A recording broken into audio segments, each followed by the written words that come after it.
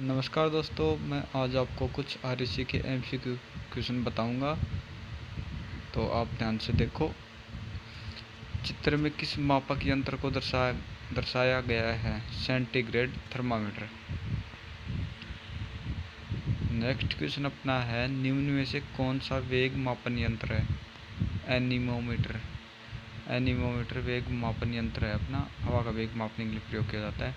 Thermometer अपना ताप temperature को मापने के लिए किया जाता है। और साइक्रोमीटर अपना है जो आर्द्रता ह्यूमिडिटी को मापने के लिए किया जाता है। और माइक्रोमीटर अपना है जो सूक्ष्म दूरी मापने के लिए इसका प्रयोग किया जाता है। नेक्स्ट क्वेश्चन अपना है किस दाब पर गेज शून्य दर्शाता है? वायुमंडलीय दाब पर गेज शून्य दर्शाता है।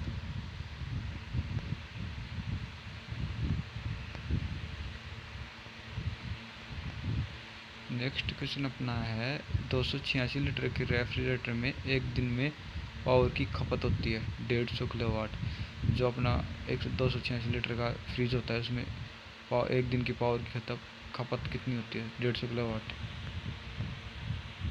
नेक्स्ट क्वेश्चन अपना है रेफ्रिजरेशन प्रणाली में रासायनिक सफाई के लिए कार्बन कणों वाला अच्छा सॉल्वेंट कौन सा है? टेट्राक्लोरोइथेन। जो सबसे अच्छा रासायनिक है जो कार्बन कणों वाला अच्छा सॉल्वेंट टेट्राक्लोरोइथेन है, जो C2H6Cl3 है। नीचे जो चित्र में दिखाया गया है वो है रेफ्रिजरेंट अडेप्टर, जो अपने सिस्टम में रेफ्रिजरेंट चार्ज किया जाता है तब इसका उपयोग किया जाता है। नेक्स्ट क्वेश्चन अपना है, चित्र में प्रदर्शित उपकरण की पहचान कीजिए। जो इसमें दिखाया गया है इलेक्ट्रॉनिक लीक डिटेक्टर है, जो फ्रियान गैस की लीकेज को चेक करने में इसका प्रयोग किया जाता है।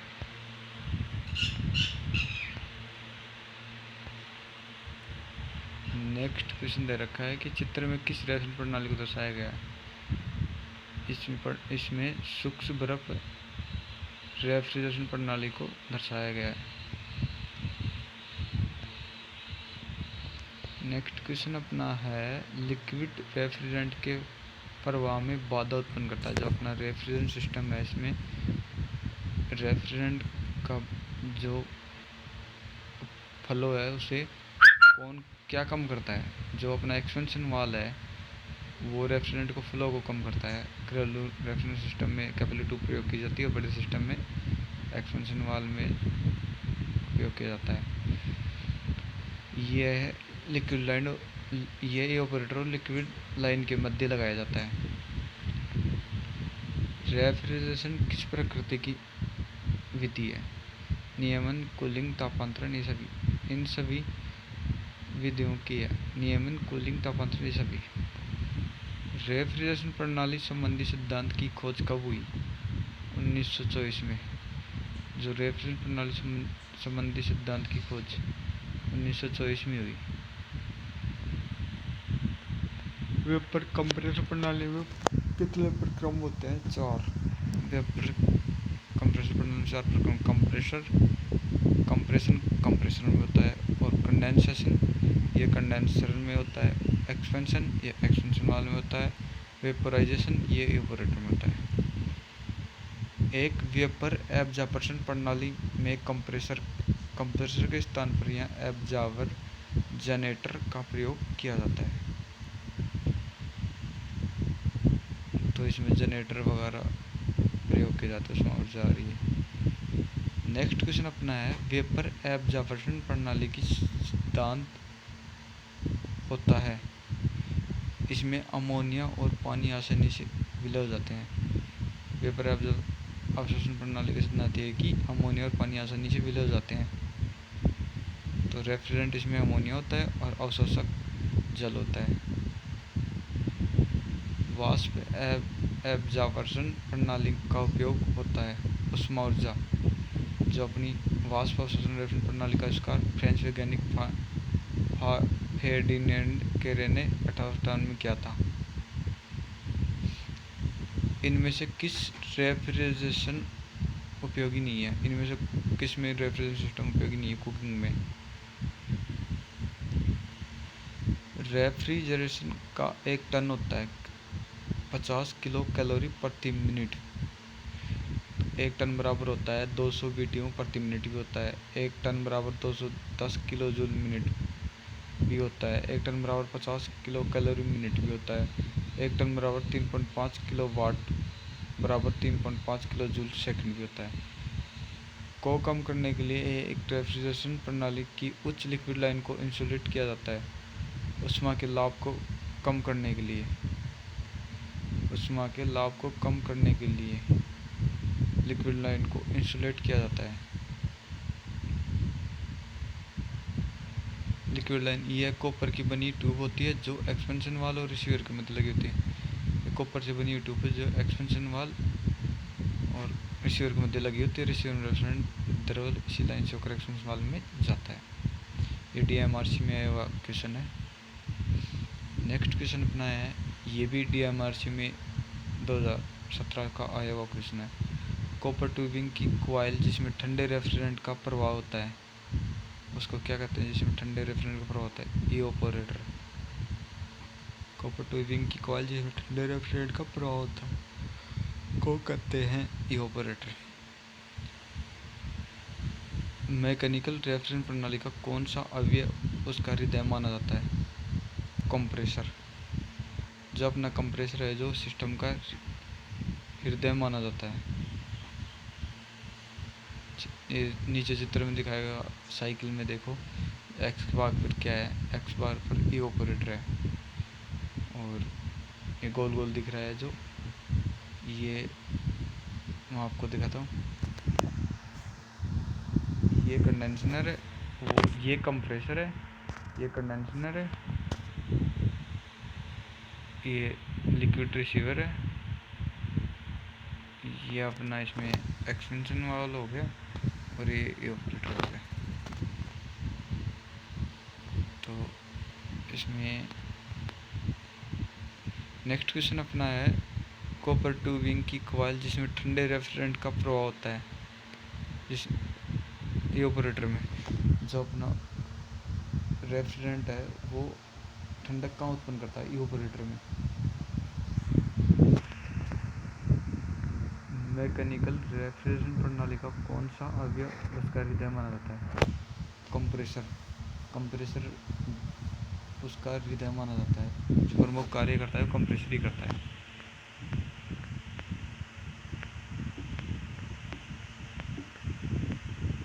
नेक्स्ट क्वेश्चन अपना है, चित्र में प्रदर्शित गैस थ्रॉटलिंग रेफ्रिजरेशन प्रणाली में एक्स भाग का नाम बताइए। रंध्र में प्लग। नेक्स्ट है अपना, एब्जॉर्प्शन रेफ्रिजरेशन प्रणाली में कौन सा भाग आवश्यक नहीं है? कंप्रेसर आवश्यक नहीं है। वाष्प शोषण रेफ्रिजरेशन प्रणाली में कंप्रेसर की आवश्यकता नहीं होती। इस प्रणाली में कंप्रेसर के स्थान पर एक द्रव पंप, इवापोरेटर तथा जनरेटर का प्रयोग किया जाता है। इस प्रणाली का प्रयोग घरेलू तथा व्यापारिक दोनों प्रकार की रेफ्रिजरेशन प्रणाली में किया जाता है। नेक्स्ट क्वेश्चन अपना है, सूक्ष्म बर्फ को वायुमंडल के संपर्क में रखने से क्या होता है? सबलिमेंट। अगर सूक्ष्म बर्फ को वायुमंडल के संपर्क में आने से वो पिघल जाएगी, जिससे बर्फ है, बर्फ से सीधा वाष्प मतलब ठोस से सीधा वाष्प में चेंज हो जाएगा। मौसम के पूर्व अनुमान के अवलोकन के लिए प्रयोग किया जाता है बैरोमीटर। बैरोमीटर है जो अपने जो वायुमंडलीय दाब मापने के लिए प्रयोग किया जाता है। इसके अलावा इसका मौसम के पूर्व अनुमान का अवलोकन भी किया जाता है। नेक्स्ट है, रेफ्रिजरेशन चक्र में ताप प्रवाहित होता है कम तापमान से उच्च तापमान की ओर। जो रेफ्रिजरेशन ताप होता है, जो हीट होती है, जो कम तापमान से उच्च तापमान की ओर जाता है। नेक्स्ट क्वेश्चन अपना है, दिए गए दाब पर कंडेंसिंग तापमान से कम पर रेफ्रिजरेंट के ठंडा होने की प्रक्रिया को कहते हैं सबकूलिंग।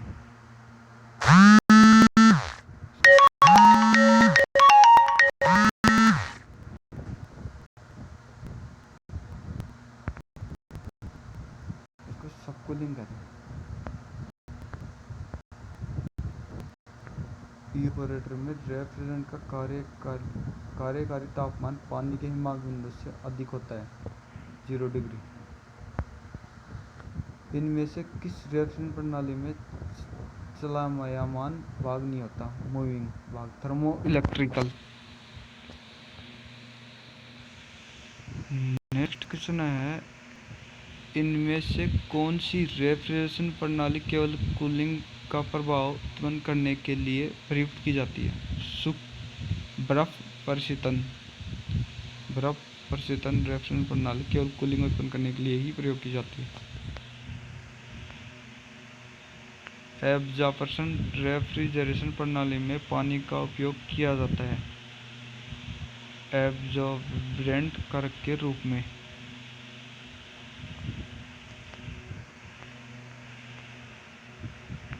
निम्न सूचियों का मिलान कीजिए। हाई प्रेशर लिक्विड लाइन में,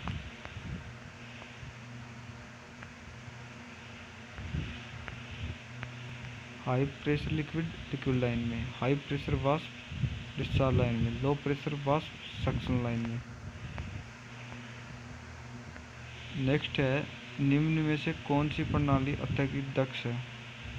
कंप्रेसर रेफ्रिजरेशन प्रणाली। निम्न में से कौन सी प्रणाली अत्यधिक सबसे अच्छी प्रणाली कौन सी है इसमें? कंप्रेसर रेफ्रिजरेशन प्रणाली। निम्न में से कौन सी प्रणाली शोर रहित है? एब्जॉर्प्शन रेफ्रिजरेशन प्रणाली। निम्न में से कौन सी प्रणाली शोर रहित है? एब्जॉर्प्शन रेफ्रिजरेशन प्रणाली। घरेलू रेफ्रिजरेटर के रूप में निम्न में से किस रेफ्रिजरेटर का प्रयोग किया जाता है? जो घर पे फ्रिज का प्रयोग किया जाता है, सिंगल डोर रेफ्रिजरेटर का प्रयोग किया जाता है। इसमें 0 डिग्री से 4 डिग्री तक घरेलू टेम्परेचर प्राप्त किया जा सकता है। सिंगल डोर रेफ्रिजरेटर का प्रयोग किया जाता है कम मात्रा में ठंडा पानी करने के लिए, आइसक्रीम जमाने के लिए, जनरल स्टोर में प्रयोग सकें। रेफ्रिजरेटर के सबसे ऊपरी भाग को कहा जाता है फ्रीजर। घरेलू रेफ्रिजरेटर में प्रयुक्त कंप्रेसर होता है रोटरी टाइप।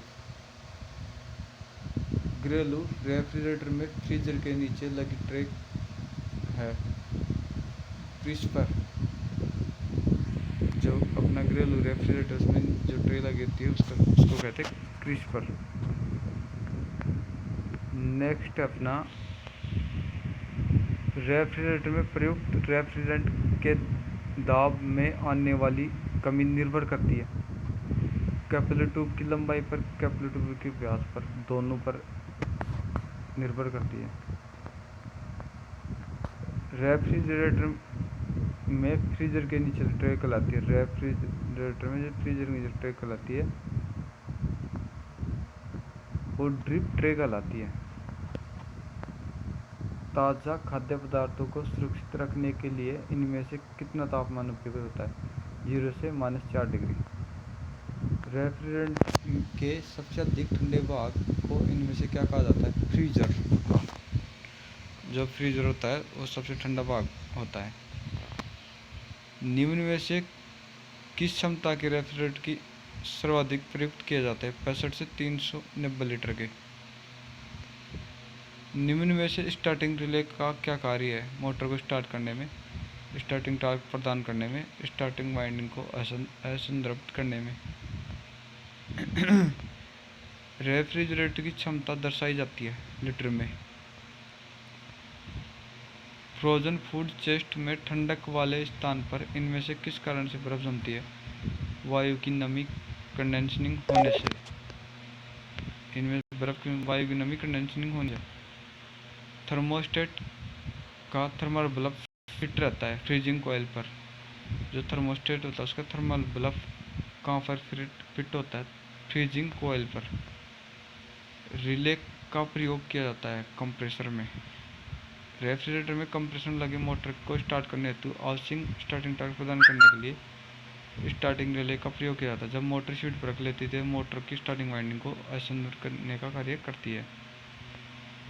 फ्रीजर पर अत्यधिक फ्रोस्टिंग निम्न में से किस कार्य करती है? अचालक जब फ्रोस्टिंग होने से मतलब रेफ्रिजरेटर में बर्फ़ क्या काम करती है, वो अब एक अचालक का कार्य करती है और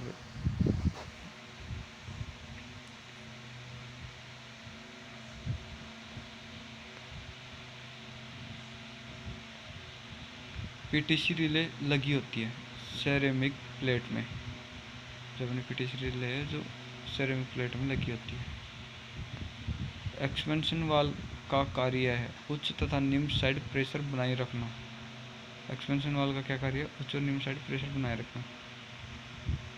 निम्न में से सक्शन लाइन तथा लिक्विड लाइन के साथ लगाई जाने वाली युक्ति है हीट एक्सचेंजर। निम्न में से प्रदर्शित युक्ति का नाम बताइए। Bimetallic thermostat. Split phase motor के स्टेटर पर लगी वाइंडिंग की संख्या होती है 2। फ्रोस्ट फ्री रेफ्रिजरेटर में निम्न में से किस प्रकार के कंडेंसर लगे होते हैं? Finned coil condenser. Frost free refrigerator में कंडेंसर पंखे लगे होने का क्या लाभ मिलता है? ऊष्मा स्थानांतरण की क्षमता में वृद्धि। चित्र में प्रदर्शित डबल डोर रेफ्रिजरेटर के अक्ष भाग की पहचान कीजिए। वायु डक्ट। इनमें से किस कारण से फैन मोटर रेफ्रिजरेटर के दो अवयवों के लिए अलग अलग रहती है? कंडेंसर को ठंडा रखने के लिए, वायु को फ्रोजन फूड कंपार्टमेंट में, दोनों। निम्न में से रेफ्रिजरेटर के टर्मिनल पेयर के साथ सील्ड बॉक्स में लगाई जाने वाली इलेक्ट्रिक डिवाइस है। Bimetallic thermo. चित्र में दर्शाई गई इलेक्ट्रिक डिवाइस की पहचान कीजिए। Defrost timer.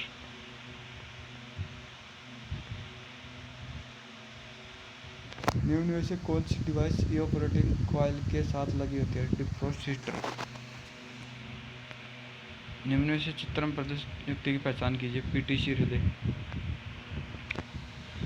रेफ्रिजरेटर में कंप्रेसर के ऊपर लगी इवेपोरेटर को वर्ष में कम से कम साफ करना चाहिए 2 बार। बड़े बड़े होटलों, डेयरियों आदि में खाद्य पदार्थों के संरक्षण और कूलिंग के लिए रेफ्रिजरेटर का प्रयोग किया जाता है। Commercial refrigerator. ऊर्ध्वाधर डीप फ्रीज की क्षमता का मापन उसके कैबिनेट की कुल क्षमता के बराबर होता है। आयतनिक।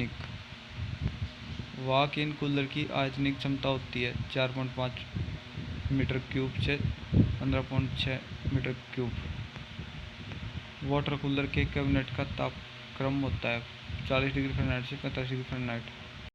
निम्न में से प्रेशर टाइप वाटर कूलर होता है। निम्न में से प्रेशर टाइप वाटर कूलर होता है। Instantaneous water cooler. ऊर्ध्वाधर डीप फ्रीजर की क्षमता का मापन इसके कैबिनेट की कुल क्षमता से किया जाता है। आयतनिक।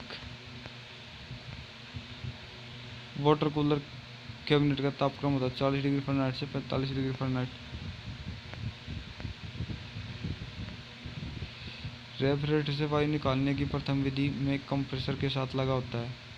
इवेपोरेटर, कंडेंसर, एक्सपेंशन वाल्व सभी लगे होते हैं। रेफ्रिजरेटर से वायु निकालने के द्वितीय विधि में से चार्जिंग लाइन के साथ लगाया जाता है। सर्विस वाल्व लगाया जाता है। Oil container.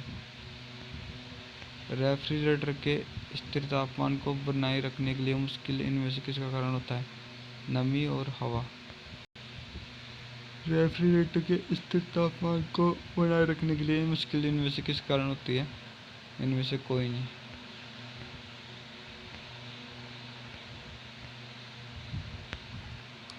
रेफ्रिजरेटर का रिसाव ज्ञात करने की विशेष विधियों के अंतर्गत निम्न में से कौन सा परीक्षण किया जाता है? लिटमस परीक्षण, गंधक परीक्षण, फिनोल्फथालीन। नेक्स्ट है फ्रियान। रेफ्रिजरेंट फ्रियान 13 का पूरा नाम है मोनोक्लोरो डाइफ्लोरोमीथेन। वायुमानव की रेफ्रिजरेशन प्रणाली में प्रयुक्त किया जाने वाला रेफ्रिजरेंट है वायु। तो ये कुछ मिलान करने वाली क्वेश्चन है। फ्यूज परिपथ सेफ्टी के लिए। Bimetallic thermostat control defrosting. Timer defrosting. Timer heating पैदा करना। नेक्स्ट क्वेश्चन अपना है, इसको मिलान करना है। एक्सपेंशन वाल्व कैपिलरी ट्यूब हो गया अपना। कंप्रेसर हो गया सील्ड रेसिप्रोकेटिंग। कंडेंसर हो गया वायर मेश टाइप अपना। फिल्टर डायल हो गया पेंसिल टाइप। इवेपोरेटर हो गया प्लेट टाइप। निम्न में से क्या रेफ्रिजरेटर से संबंधित समस्या नहीं है? धारा प्रवाह का बाधित होना। ऑटोमेटिक डिफ्रॉस्ट प्रणाली में इनमें से क्या लगा होता है? टाइमर, थर्मोस्टेट, ऊष्मक। बाजार से नया रेफ्रिजरेटर विक्रय करते समय इनमें से क्या ध्यान में रखना चाहिए? रेफ्रिजरेटर की विशिष्टता, रखने का उपयुक्त स्थान। निम्न में से रेफ्रिजरेटर में प्रयुक्त ऊष्मा अवरोधक पदार्थ है? पॉलीयुरेथन फोम हो गया, कैल्शियम सिलिकेट हो गया, रॉक वूल हो गया, उपयुक्त सभी। नेक्स्ट अपना है, एक आदर्श रेफ्रिजरेटर वह होता है जिसमें बॉइलिंग पॉइंट बिंदु कम होता है। निम्न घरेलू रेफ्रिजरेटर यूनिट में निम्न विस्तार उपकरण का प्रयोग होता है। Capillary tube. अच्छे रेफ्रिजरेंट्स नहीं होते, विषैले नहीं होते, एजेंशियल नहीं होते, ज्वलनशील नहीं होते, विस्फोटक नहीं होते। नेक्स्ट अपना है, रेफ्रिजरेंट अमोनिया का कलर कोड होता है हल्का नीला। घरेलू रेफ्रिजरेंट प्रणाली में रेफ्रिजरेंट प्रवाह एवं विस्तारण नियंत्रण करने हेतु एक्सटेंशन वाल्व की अपेक्षा कैपिलरी ट्यूब प्रयोग की जाती है, क्योंकि निर्मित करने में यह सरल एवं किफायती होती है। एक घरेलू रेफ्रिजरेटर कंप्रेसर स्विच ऑन करने पर चालू नहीं होता, तो सबसे पहले कौन से बिंदु की जांच करनी चाहिए? पावर पॉइंट में पावर अथवा है या नहीं। घरेलू रेफ्रिजरेटर में कैपिलरी ट्यूब से रेफ्रिजरेंट प्रवाह नियंत्रित होता है कंडेंसर से इवेपोरेटर के मध्य। फ्रीऑन का प्रयोग होने वाले रेफ्रिजरेंट में लीकेज का पता लगाते हैं हैलाइड टॉर्च से। घरेलू रेफ्रिजरेटर में प्रयुक्त किया जाने वाला रेफ्रिजरेंट है R134A। निम्न में से कौन सा रेफ्रिजरेंट टॉक्सिक होता है? R12717। रेफ्रिजरेटर का प्रकाश बल्ब प्रचालित होता है डॉट स्विच।